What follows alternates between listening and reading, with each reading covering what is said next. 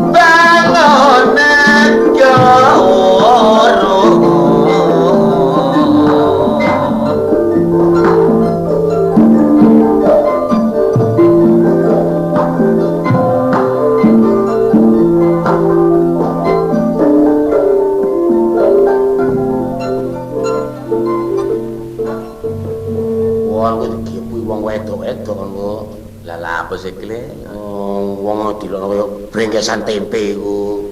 Lho, iku kan kidungan guyon. Guyon lah. Iya, ini mbok seneni temenan. Lah apa? Iku ditawur.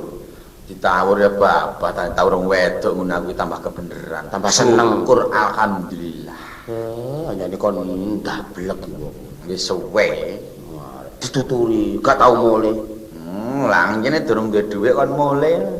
Disambang-sambangi ngono. Sapa? Ya mara-mara tuwa iku. Lah apa nyambangi mara tuwamu? Jadi, lah apa nyambang mara tuaku kon? Kon ngomong lak mara tuwa. Mara tuamu. Iku lak urus aku sih. Lah kon gak tau mule, tau petuk mara tuamu. Kaya kon iku dulur ipeku nang nuturi aku. Jenenge kanca kaya dulur jarine. Nek kon aku kanca bare aku kon pirang-pirang dina ketemu aku nang ndi. Aku lak mari lunga Nang ndi? teko kulon Ngemis. ngemisno ponakamu sing bono ngene iku. Lah teko kulon iki kulon ndi? Ya kulone omah. Eh? Oh, kulone omah. Iku lho teko nggone daerah kulon termasuk luar Jawa. Atau Pulau Jawa kene. Oh, meliputi Pulau Jawa kene. Teko kulon teko ndi? Kulon termasuk Tuban pertama-tama iku. Tuban terus langsung Semarang. Semarang terus Pekalongan, mari Pekalongan terus Tegal. Tegal apa? Tegal jagung, Tegal kacang, Tegal kaspe, Tegal kedele ngono. Tegal Pekalongan lho wong. Lah nek trimo ngono ae aku ya teko etan. Etan ndi? Etane omah. Lah apa? Ha iku apa? Njupuk pitikku sing kon colong. Lho kok iso lah apa aku nyolong petekmu? Teke etane omahmu. Lah etan ndi? Etan iku ya Surabaya terus Etan Bangil Pasuruan Probolinggo Jatiroto. Ya Jember Banyuwangi Terus? Bali. Bali apa? Bali daging, Bali ndok, Bali tahu, Bali tempe. Kon ket malak panganamu tok wae. lah kon ya Tegalamu tok ngono kok. Iku termasuk Tegal Pekalongan. Iki sing terakhir ino Jakarta aku terakhir iki. Oh, Jakarta. Iya, sik buru-buru iki. Berapa wulan ngono? Nek kono lek gak salah 3 wulan. Nek perkara apa ya? Lah matane bebekmu iku apa? Ah, kon iki. Lah apa krek perkara aku saiki lak? Ya apa? Ana persoalan apa? Kursus. Ya apa? Kursus. Kok hak ger-ger iku lho. Lah kon iku gelak sapi ta ya apa kok caktek-caktek iku. Ngomong iku kemeliben jaman sakniki jaman maju. Sing karo sapa? Adik gawe kata-kata kaya ngono iku nek gak ro artine pasti guyu tangau kan ku tangau. Bare kon niku ro cangkeme tengu apa, Hah, kon iki. Aja kok cangkeme tengu kupinge ro aku. Mosok Ro kaya apa? kaya kupingmu. Aku tau ro intil-intile tengu. Tapi ndel-ndel gak kaya ndel-ndel tengu kok. Kaya gangsir. Gak Apa? kaya aku dhewe. Jangan diwales kalau males terus. Ana urusan apa kon mrono? Aku kursus. Kursus. Sik ta, kon ngomong cemplung kursus. Kon ngerti artine kursus lho. Lho iso ngomong lak mesti iso jelasno. Apa sih kursus iku? Ngo kursus. Gatel aku tengen. Aduh, kok niku lha apa ono udel kok dikuwak-kuwak iku lho kono. Arek wong kursus arene ngukur kursus. Kursus iku termasuk kuliah. Mikir. Kon ket malah krek-krek Lah kon ngomongmu kemelipen terus ngono arene. Rasamu layangan ta aku iki, kok. Wong ngomong kursus karo artine malah belakang anjuk kuliah. Kon mosok ngerti maksudnya kuliah? Apa sih kuliah iku? Kuline Pak Iya. Kuline Pak Iya. Buru kan. Buru. Atau nang Jakarta buruk le sini-sini. Kuliah itu termasuk belajar ilmu pengetahuan umum. Nah, ya. Dangdit. Hah? Dadi kon iki belajar Ilmu pengetahuan umum. lah bali nang pelajaran SD zaman biyen. Lah gak ono eleke ya, wong. Lho, ya kan eleke. Pek kon biyen lali sakniki dipelajari. Lho, wong belajar iku gak ono eleke. Dadi ilmu pengetahuan umum. Sik sakniki umpamane aku takon. Aku sing jawab sih. Tiap-tiap pertanyaan Harus ada jawaban. asalkan Tidak menyinggung perasaan. nek nyinggung perasaan Garakno gegeran. gak usum gegeran. Zamane wis maju. Abri manunggal barek rakyat. Masane pembangunan. Nah nek kapan awak dhewe gak gelem rukun barek Iya. tangga, barek sesamaning urip, Iya. katene rukun ambek sapa? Delok jane contone Bapak Abis manunggal dengan rakyat kok geger lah apa sih wong. Gak perlu geger-geger ya. Iya. Nah, ilmu pengetahuan umum iku dibagi piro, Kling? Dibagi 2. Satu Sing umum, barek sing gak umum. Ya la iku lho kon iki ilmu pengetahuan umum ana sing gak umum iku lho. Lah nek ana sing umum, terus ana sing gak umum iku terus dikene ndi sing gak umum ku. Yo, karepmu nek ana sing umum, Kudu ana sing gak umum. oh, ngono ta. Iya sih. Lah nek ngono sing umum, Ayo dipelajari. sing gak umum. Lah apa dipelajari wong gak umum mau? Ngono ya. Aku takon sing umum wis sakniki. Iya. Pulo Jawa iki dibagi pira, Kle? 3 puntu. Pis. Lho kok pis ya? Pulo Jawa dibagi 3 puntu lho. Lah pira? 3 provinsi. Takonmu mang ana provinsine sih. Aku takon kan Pulo Jawa iki dibagi pi. Bukan ana provinsi ngono. Dibagi menjadi berapa provinsi Pulau Jawa ini, Kle? 3 provinsi. Termasuk provinsi mana, dan mana? Jawa Barat, Jawa Tengah, Jawa Timur. Iya. Jawa Timur, Jawa Cocok. Tengah, Jawa Pinter. Barat. Tengah, Barat, Iya. Timur. Iya. Timur, Barat, Iya. Tengah. Iya. Aduh. Bener kok. Rong kok ditapuk iku lho kon iku lho. Pisan ae wis krungu. Jawa Barat, Jawa Tengah, dan Jawa Timur. Ngomong diulang-ulang ya iku diarani over. Over. Ya. Iya. Awas ya. Takon aku. Iya. Tiap-tiap provinsi Ada yang mengepalai. Nah, sing mengepalai, Kle. Loh, Bapak Gubernur. Nah, kon ngerti bapak-bapak gubernur sing jumeneng ana nggone Jawa Barat, Jawa Tengah lan Jawa Timur? Ngerti cadek. Sadurunge aku takon, tak kenana dhisik. Iya. Awak dhewe takon tinakonan iki termasuk tanggal 3 Desember 1982. Dinane Jumat Pon. Waduh dino. Lah ya apa sih? Bapak Gubernur Jawa Barat sapa, Kle? Yo Bapak Aang Kunaifi, Lah nek Jawa Tengah, Bapak Suparjo Rustam, Jawa Timur, Bapak Sunandra Priyo Sudarmo, Belambangan. Mina Cinggo. Ayo terus napu ae rung kon ayo. Nah iki yo iso. Iso. Lah apa kon takon Belambangan? Nah, Belambangan ke bawah nanti. Belambangan ke bawah Jawa Timur sing diwengku Bapak Sunandra Priyo Sudarmo. Ngono. Tak tingkatno takon. Lho tingkatmu. Ngeneki hari-hari keramat. Hari keramat ta? Iya. Oh, tak pelajari. 17 Agustus jelas nek hari kemerdekaan. Republik Indonesia. Atau proklamasi. Iya ta? Iya ya. 5 Oktober, Kle. Hari Angkatan Bersenjata Republik Indonesia. 10 November, Hari Pahlawan. 21 April, Hari Kartini. Jumlah Legi. Geblake mbok mau. Nanti kaya ngono iku. Kon niku lha apa takon kene jemaah legi wae. Le, kon kok semesti nang keluarga. Sakniki padha-padha wedoke ayo. Tiap-tiap tanggal 21 April kok mesti diperingati. Iya, sebab iku wafate Ibu kita Kartini termasuk pendekar kaum wanita. Ngerti ya? Padha-padha wedoke Jumlah Legi ku. Lagi mbok gak selamat ya. Lho, mbokmu dukun pijet ngono kok kon meringati kon. Aja diterusno. Ah, masih gak diterusno tangga-tangga yang ngerti nek mbokmu dukun pijet wae. Klik-klik krungu akeh lho. Ah, lah masih wong lak wis kaprek mbokmu dukun pijet ta. Lah, Nggih Gusti. nggih Gusti, mbokne dukun pijet lho diperingati. Wis tak terusno mbek aku. Terusno. Ngenai penghasilan. Oh, penghasilan. Iya. Jawa Barat penghasilan yang terbesar. Tekstil, Nek Jawa Tengah. minyak tanah, Lah nek kapan Jawa Timur? gula, Anggone uyah. botekan. Iya. Wah, gak tepak kan iki. Ya kon sih gak tepak. Lah apa takon botekan barang gone uyah iku. Uyah iku ya nggone Sumenep kali anget ngono lho. Lho, lek pabrike iku nek kali anget to. Yang banyak menghasilkan garam. Heeh, nek gone kali anget, nek gone uyah botekan. Lho. Umpamane bojomu nyambel arek-arek ditilat kurang asin, Mas Bowo nyanggone Sumenep, masuk angin sambele. Oh. Itu pun botekan kono. Ngono ah. Iya. Tak terusno maneh barang. Heeh. Iku mangko Kayak penghasilan. Iya, ngenai penghasilan. Iya. Sakniki tak tingkatno nang ngene ilmu hewan. Oh, ilmu hewan. Kon terus e, Pelajar aku konang ro.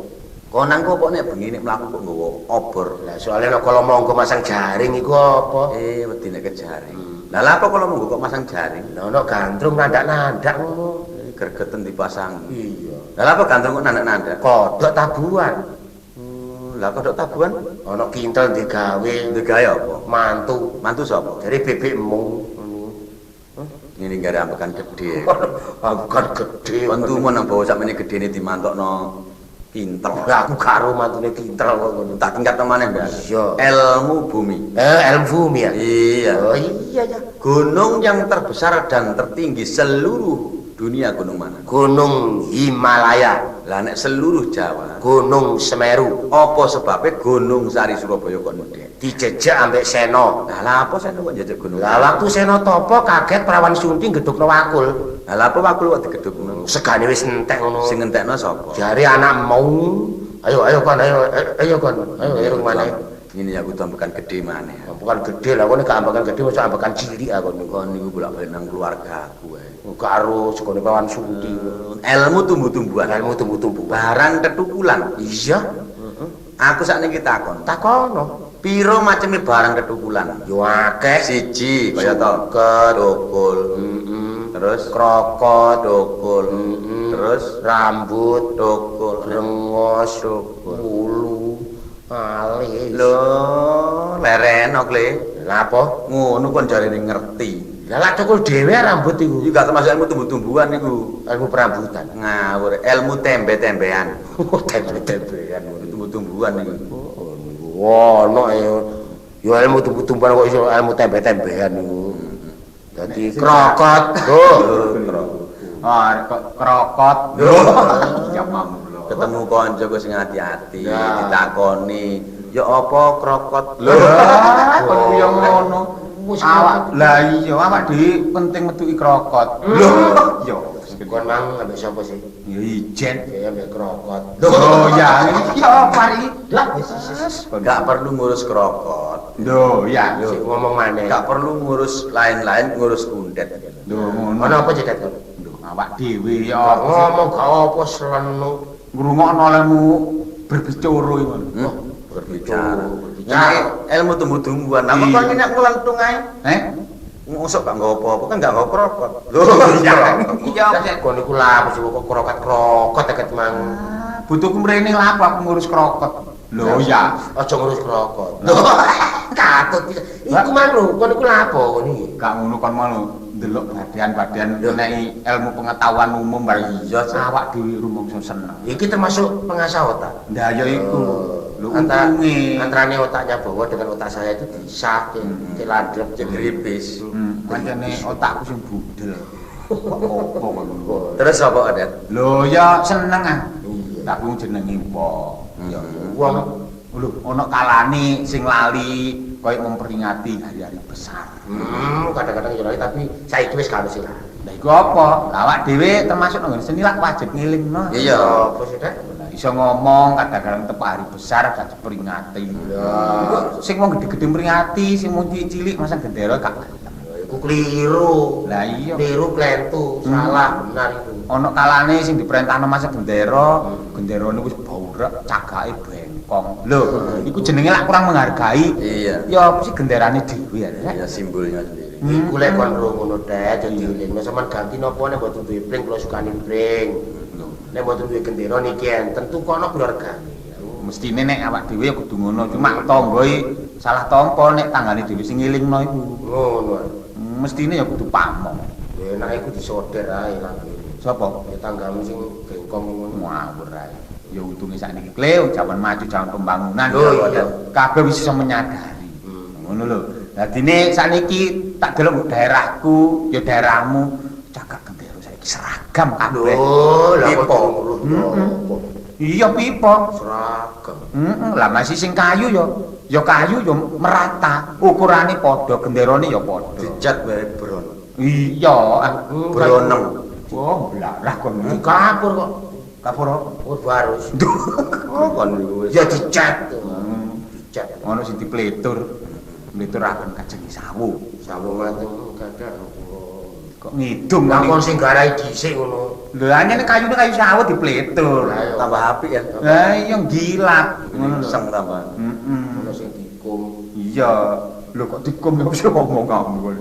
Ngomong pati becok. Ya dipletur kok ya dicat kok iso. Lho lah ya ngono. Dadi awak dhewe nek ngono iku lak melok seneng ah. Ya seneng. Mana delok daerah dhewe ketok maju koyo ngono.